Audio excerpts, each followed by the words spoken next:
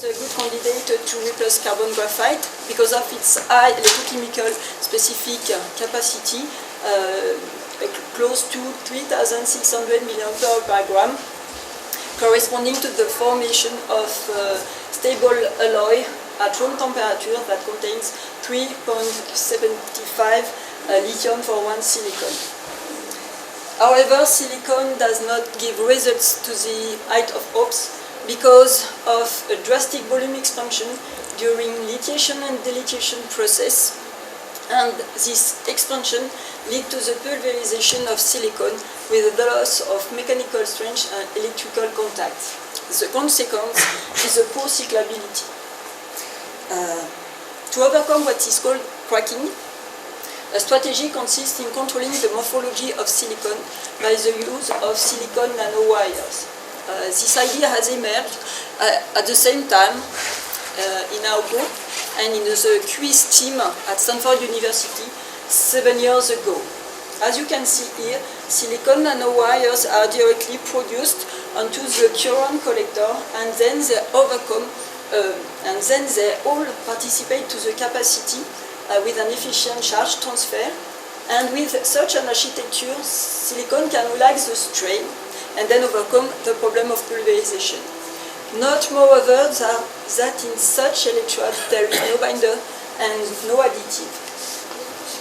Our silicon nanowires are synthesized by chemical vapor deposition according to the vapor-liquid-solid growth mechanism.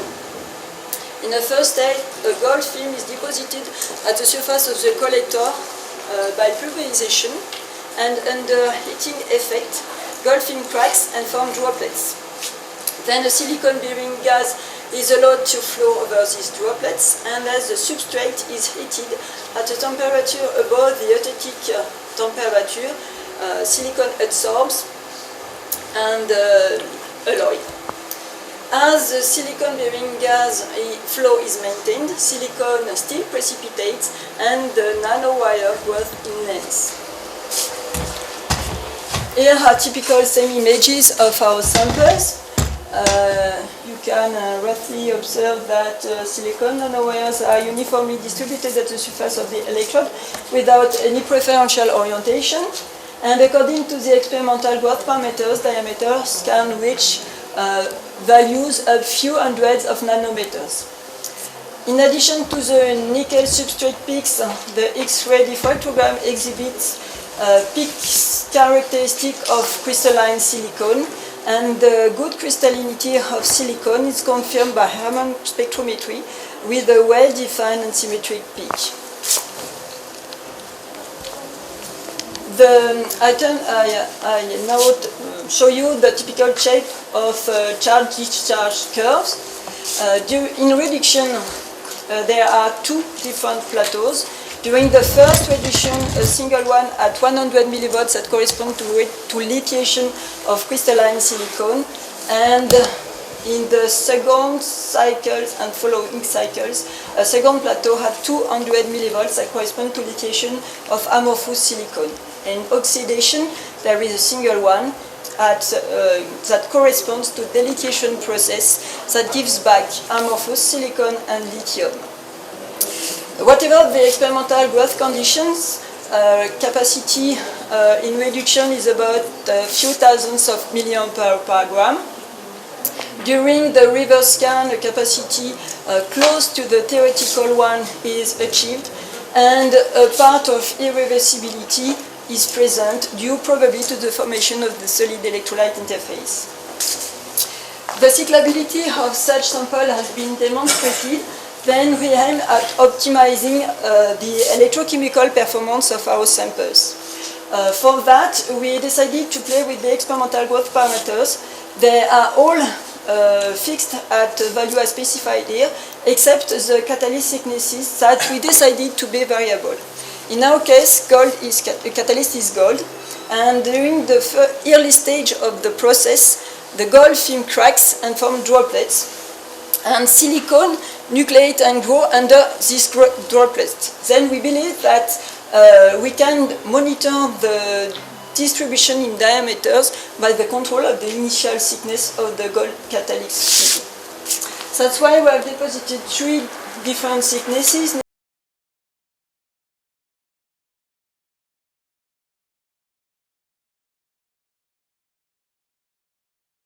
Gold film, the smaller the clusters, and then the less large the diameters.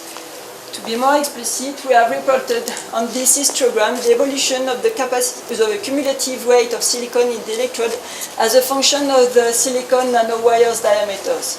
You can see that each sample is made of nanowires of which diameters can vary until 120 nanometers for sample 1, 245 nanometers for sample 2, and 660 nanometers for sample 3. Another representation is done here, and you can see that 80% of the total mass of silicon are distributed into nanowires of which diameters are thinner than 65 nanometers for sample 1, 210 nanometers for sample 2, and 490 nanometers for sample 3.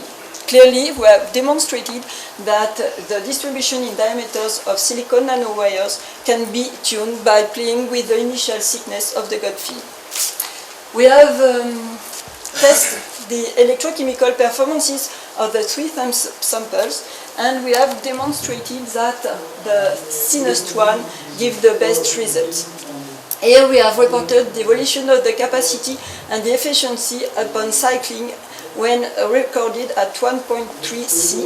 You can observe that rapidly both capacity and efficiency reach a maximum, and then the efficiency is stable and the capacity slightly but continuously decreases, but not the high value of 2670 mA per gram obtained after 50 cycles. We believe that these best performances obtained with thinnest diameters are due to higher working surface, shorter diffusion pathway of lithium, and more homogeneous electrochemical process. Another way to improve the electrochemical performance of our samples is to play with the experimental cycling condition. We thought that limiting the volume expansion and to stabilizing the solid electrolyte interface formation are 2 key factors to increase cycle life. In addition to these 2 criteria, we aimed at preserving good electrochemical performance even at high C rates.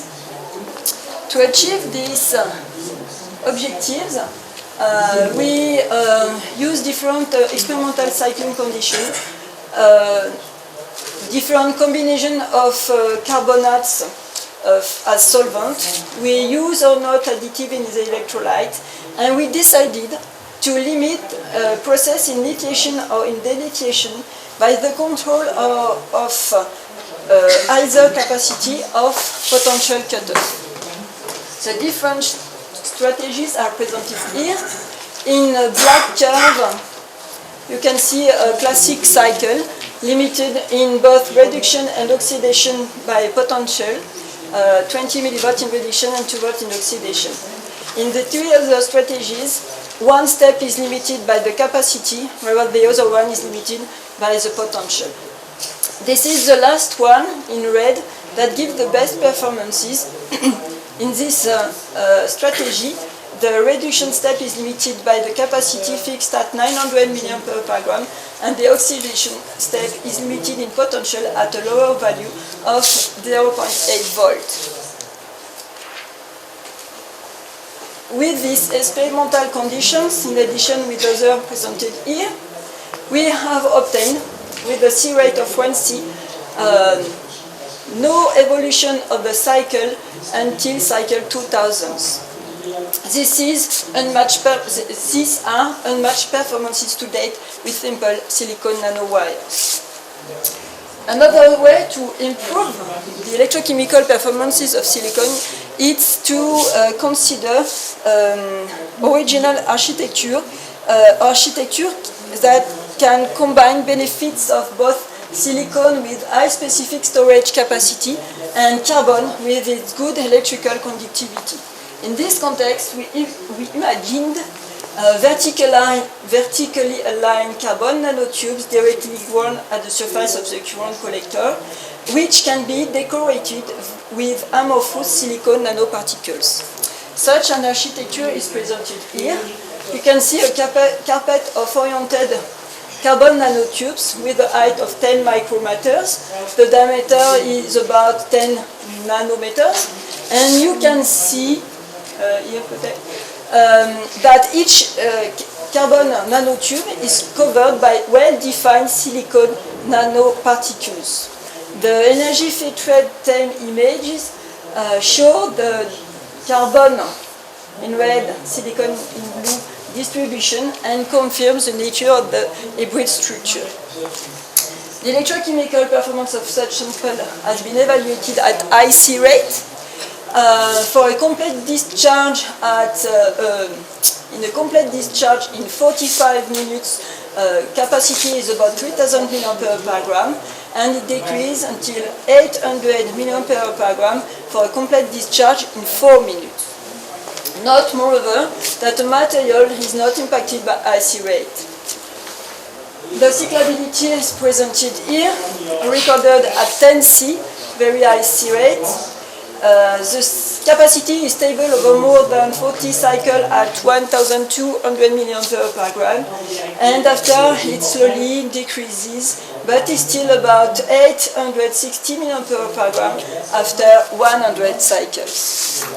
I turn now to the second part of my talk, that deals with ruthenium nitride thin films. Binary metal nitrides are a potential candidate to replace graphite in negative electron lithium-ion batteries because of their high theoretical specific capacity. Ruthenium nitride has never been studied to date, and yet with its oxidation state +3, its theoretical specific capacity is 7 mAh per gram. Then, in order to complete the binary metal nitride screening as negative electron in lithium-ion batteries, we undertook an electrochemical study of this compound. Our ruthenium nitride thin films are prepared by reactive magnetron sputtering. The TEM images shows that the surface is uniform and smooth, with nanoparticles of about a few tenths of nanometers. In addition to the substrate peak, a major peak is assigned to the 111 plane characteristic of ruthenium nitride face. The TEM image confirms a commonly columnar microstructure, and the diffraction pattern can be indexed considering cubic phase. Here you can see typical charge-discharge curve. During the first reduction, capacity higher than the theoretical one is achieved, probably due to the solid electrolyte interface formation.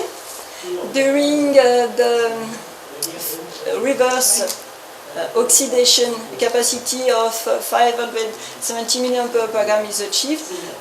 Besides the low efficiency, this value shows that only a part of the theoretical specific capacity is implied. During following cycles, the curve in reduction is different from the first one, whereas the oxidation one is always the same. The cyclability of such sample is presented here. You can observe a rapid decrease of the capacity during the first 10 cycles, and then a stability over a few tenths of cycles. We aimed at optimizing the electrochemical performances of such material, and I will present in the following the impact of the ruthenium nitride film thickness. Indeed, when electrode material is under thin film, increasing the thickness is a common way to improve the weight capacity. Until now, papers dealing with binary nitride thin films have never presented the impact of this parameter, and often only a thickness is presented varying from 200 to 400 nanometers. Here we have prepared 4 samples between 250 nanometers and 850 nanometers, and we have reported on this graph the evolution of the capacity during the first and the second cycle in reduction in oxidation as a function of the thickness. We obtained, in all cases, a linear relationship, and this result shows that the material participate homogeneously to the electrochemical process with no limitation of lithium diffusion or electron transfer. And moreover, you can see that the specific capacity, about 300 microampere per centimeter square, are available. This capacity is comparable to the base values reported for transition metal oxide thin films. The cyclability of the 4 samples is presented here. The shape of the curve is always the same. A rapid decrease of the capacity during the first 10 cycles, and then some stability is achieved. For the thicker sample, the decrease is more rapid, probably due to, upon cycling, a part of material that does not work anymore.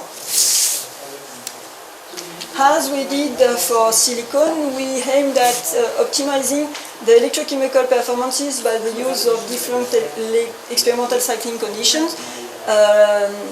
Though this study is undergoing, I can show you best results obtained until now.